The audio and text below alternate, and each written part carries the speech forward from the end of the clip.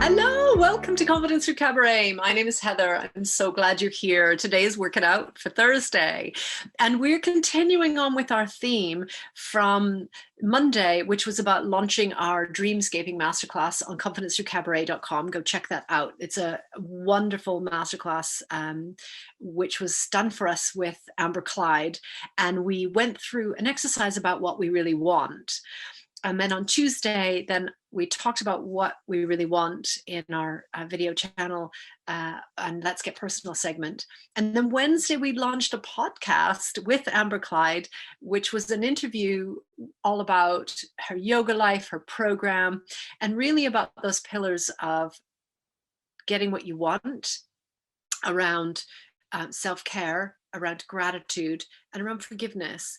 And I wanted to talk today a little bit about, what you want in your work life. So, particularly in February, it kind of makes me think about, feeling good and thinking about, it's a month of Valentine's Day, but it's also the month of, kind of getting through the long month of January. And boy, that was a January for me. But I think, it's a really great time when you think about honoring yourself, that you think about how you spend your working time. So more than half of our waking hours are in or around work. So assuming you sleep 8 hours a day, and we are supposed to, then or most of us are supposed to anyway, but then you've got 16 hours left. And so you've got 8 hours of work typically if you have a full-time job.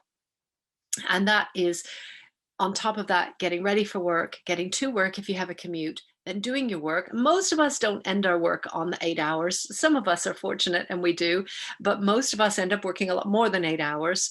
Or then we get home from work, so that's a commute, and then we unwind from work. Or maybe we have a little bit more work that we do, we check in. First of all, I'm going to say to you, don't check in with your work while you're at home, unless you're working from home.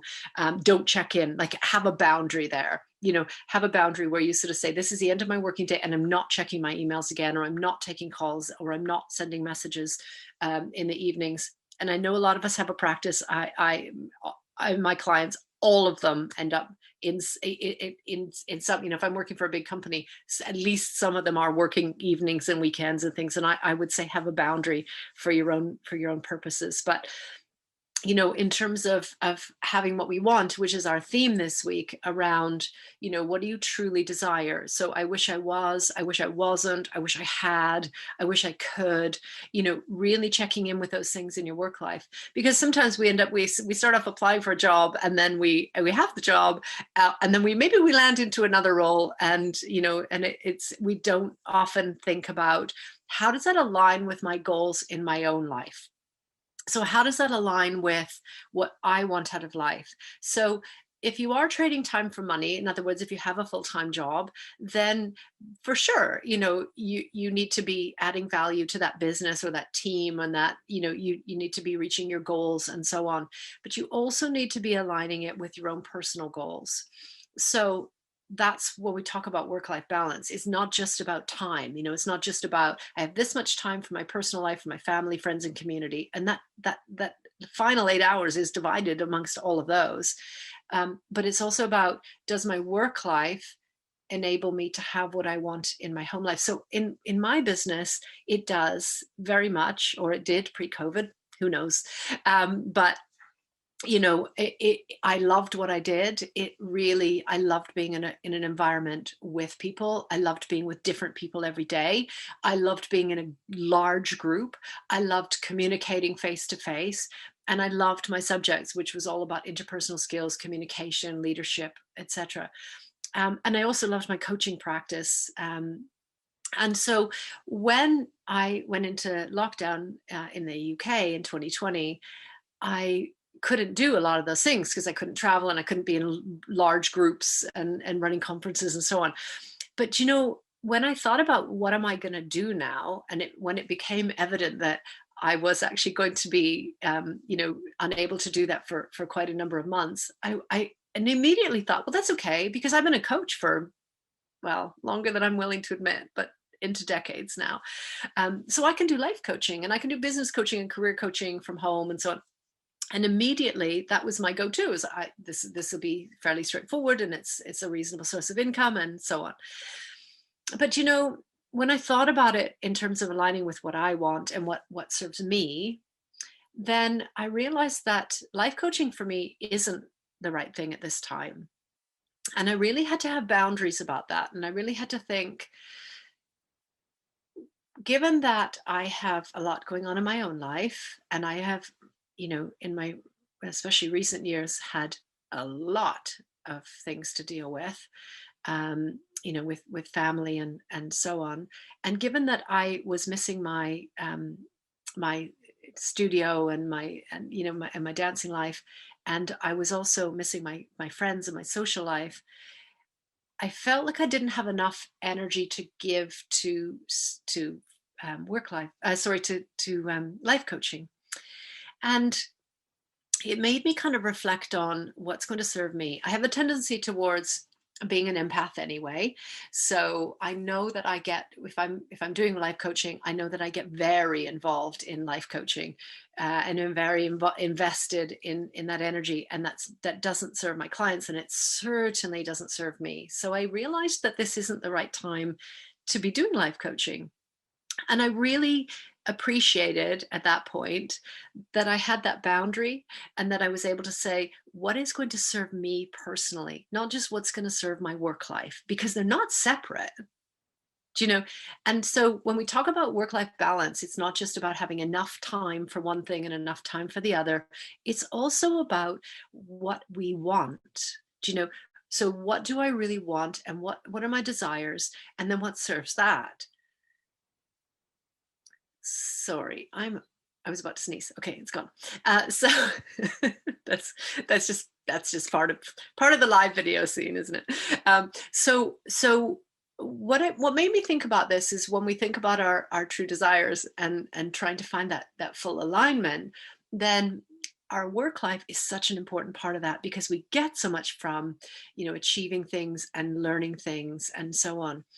And some of our alignment is also about the place that we're doing it. So am I in the right kind of environment that suits me? If because I like to be independent and be out and about everywhere, so it absolutely did. Other people like the stability and security of having an office or having a space. Some people like to work in smaller groups or on their own. I like to work in a large room full of people and be interacting all the time. And I think if you can kind of design where you want to work that serves what you want, and how you want to work that serves what you want, and then really kind of check in with yourself and be clear on what it is that you're looking for. Now, if you have a full-time job, then you should be talking to your line manager, or even your HR department, or your employee resources, whatever they're called, employee assistants. There's lots of names for the support networks that happen in a full-time employer, if you have those. And certainly your first protocol ideally would be your manager, if you have that relationship, and to really kind of talk to them about how you work best, and how you find that balance of what you really want. So if you are starting a business on the side, and you're getting that up and running and still working full time, then you need to find that way of balancing that as well. And there are lots of solutions to that. I know that they're not always financially available, but sometimes people will say, I'm working a 4-day work week now instead, or I work from home a certain number of days, or I need to be in the office a certain number of days because I need to get out of the house, if you're working from home. Or I'm traveling a lot and it's too much, or I'm not traveling enough and it's I'd like to be doing more. And so really kind of just trying to find that role and that work environment. And that's not always available to you. But there are things that you can do. And, so when we talk about continuous professional development, then, thinking about not just going on a course, but what ways can I develop that? Are there mentors available or coaches available within the organization?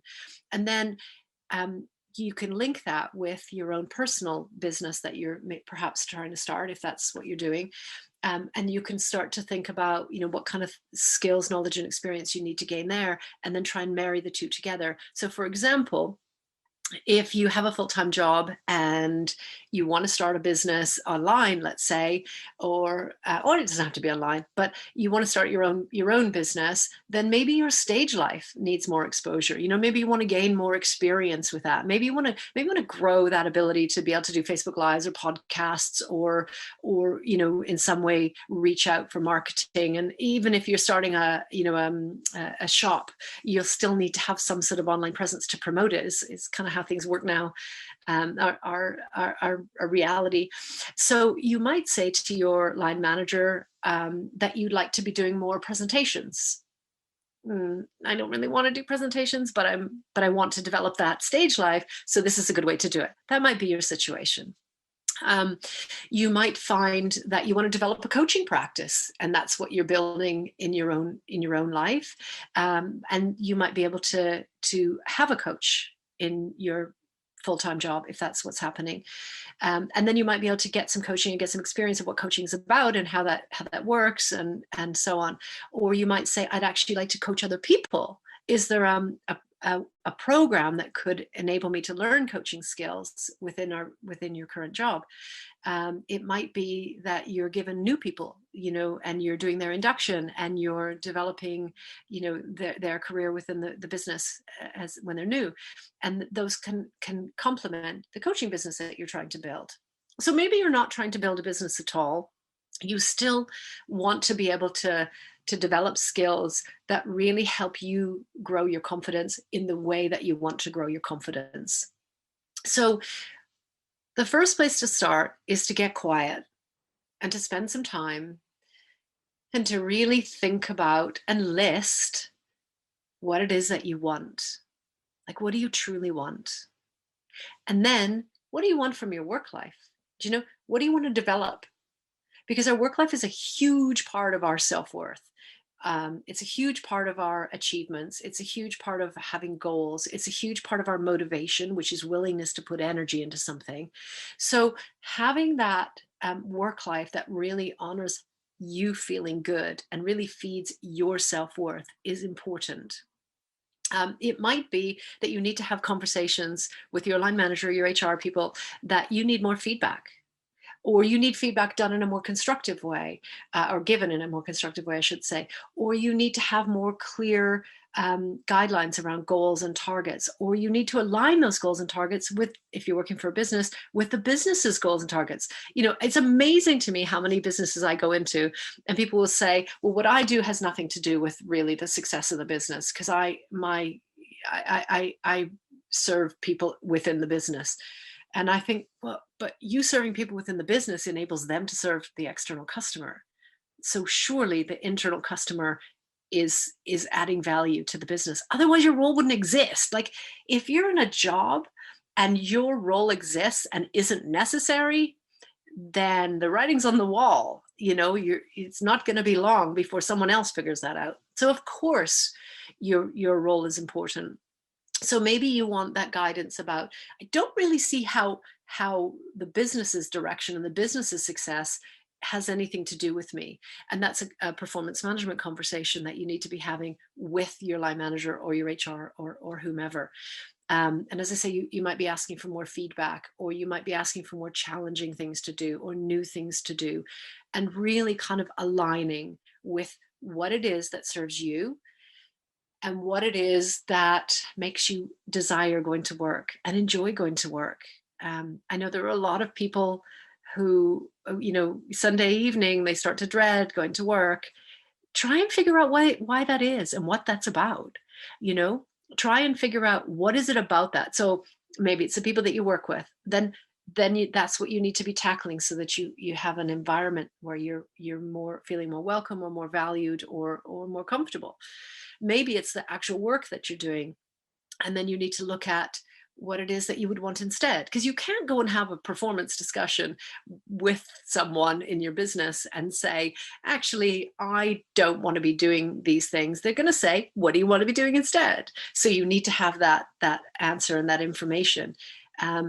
So preparing that up front is important for the conversation if that's what you need to do. But it's also so important for you to know what it is that you want and to be able to hear your own voice about what honors you and what feels good for you. If you're starting your own business, the reality is, like the rest of us, you have to do some of the stuff you don't want to do. So there are always going to be the necessary things that you have to do. And so right now in Confidence Through Cabaret, because we're fairly new, there are a lot of things that I would love it if other people could enjoy doing those things instead of me, because it's a lot of work and I want to be doing the things that I want to be doing and that really, fit with the business to grow the business. So I need to have the conversation with myself and also with my co-pioneer and my team and say, you know what? Let's think about how I can do some of these things, but not all of them. Or you know what? Can we just talk about, can we approach this in a different way? I know that we're sitting down, having had 1 month of 2021, we will be sitting down this week and saying, okay, we're in month 2. How aligned are we with those goals? And what do we need to be working on? And where do we need to be spending our time? And then being really honest about, what things we need a little bit more support with and what things we don't need so much support with. I also realize that some of you might be starting businesses and you don't have a team. Get a team.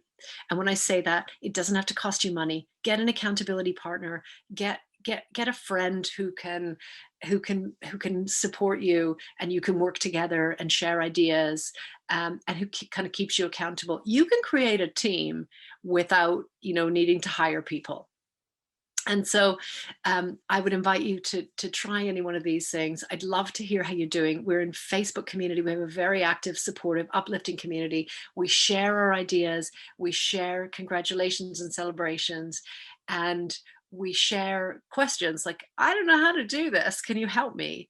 And if we don't know, probably somebody in the community will. If they don't know, then we can say, actually, go check out this other community, because we are all about collaboration. We love collaboration, which is why we bring in guests to interview with our podcast, which is why we bring in guests to offer masterclasses, because we're all about collaboration. And we absolutely support our community to say, go check out these other things, because these could be cool for you. If it resonates with you, go off and join them, get in their community as well, and so on. So I hope that you take some time for yourself to reflect. I hope that you find that alignment for what it is that you do that ignites passion in your work life. Let us know how you're doing. Like and subscribe below. We are on all the social media as Confidence Through Cabaret. ConfidenceThroughCabaret.com has all of our content on the landing page, as well as masterclasses once you make a profile. So the only social media that we are not Confidence Through Cabaret is Twitter, and that is at YBYWYS, and Clubhouse, which is at Heather YBYWYS. So join us there.